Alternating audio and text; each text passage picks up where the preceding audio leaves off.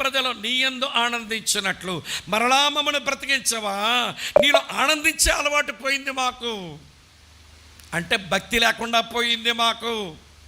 నువ్వు దేవుని ఆనందిస్తున్న వ్యక్తివైతే చెప్పానుగా, వాక్యం మీద, ప్రార్థన మీద, మందిరం మీద, సేవ మీద, వినడి ప్రియులారా, ప్రార్థన మీద ఆసక్తిని ఉండాలి, ప్రేమనికి ఉండాలి కదా. ఇప్పుడు చెప్పండి చెల్లాయిలు తమ్ముళ్ళు, భక్తి చేస్తున్నామా? దేవుని మీద ఆధారపడడం వచ్చిందా? దేవునిలో ఆనందం వచ్చిందా? మూడో సంగతి చెప్తాను.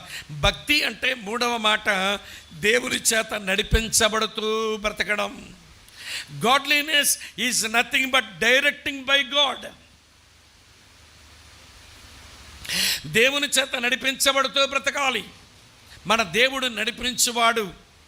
ఏబి మాస్లమణి గారు అందుకే పాట పాడారు. ఈ పాట, నడిపించు నానావా చెప్పరే నడి సముద్రమన నా దేవా అన్న ఏఆర్ స్టీవెన్సన్ గారు పాట రాశారు. నడిపిస్తాడు నా దేవుడు, శ్రమలోనైనా నన్ను విడువడు. మనం కూడా పాడుతున్నాం, నీ చేతితో నన్ను పట్టుకో. తర్వాత ఏంటి? ఉత్తుదే దొంగ పాటలు పాడతారు దొంగ తమ్ముళ్ళు, దొంగ చెల్లెళ్ళు. నీ ఆత్మతో ఇటమ నన్ను నడుపు. మరి ఎంత బాగా ఆయన నడిపించేవాడే, ఆయన చేతిలో చేయి ఉంచుతున్నావా నువ్వు నడిపించడానికి? వదిలే, నా నడక నేను నడుచుకుంటాను, నా ఇష్ట ప్రకారం పోతాను, నీ చెయ్యి పట్టుకుని నడక నేర్పుతానంటున్నాడు ఆయన.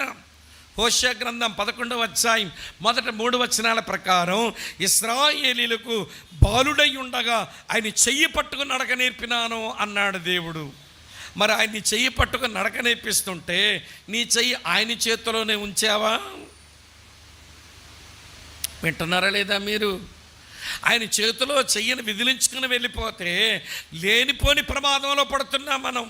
ఆ మధ్య ఏదో వాట్సాప్ చూశాను, ఆ తల్లి కొడుకు చేపట్టుకొని లాగుతుంటే వాడేమో వాళ్ళ అమ్మ చేయిని పీకేసుకుని, అమ్మేమో కొట్టి మరి ఆడు చేపట్టుకొని లాగుతుంటే అమ్మ చేతిని విదిలించుకొని అమ్మ యొద్ద నుంచి పారిపోదామని అలా పరిగెత్తాడు. అలా లారీ వచ్చింది, పచ్చడైపోయాడు అక్కడ. నడిపించే దేవుడు నీ చెయ్యి పట్టుకొని నడిపిస్తుంటే చేతిని విదిలించుకొని మరి పారిపోదామనుకుంటే ఎక్కడో ప్రమాదంలో పడతావు నీవు. నేనైనంతే, మీరైనంతే, ఎవరైనా అంతే. భక్తి అంటే అమ్మ దేవుని మీద ఆధారపడుతూ బ్రతకడం. భక్తి అంటే దేవుని యందు ఆనందిస్తూ బ్రతకడం. భక్తి అంటే దేవుని చేత నడిపించబడుతూ బ్రతకడం. 4వ సంగతి చెప్తాను వినండి.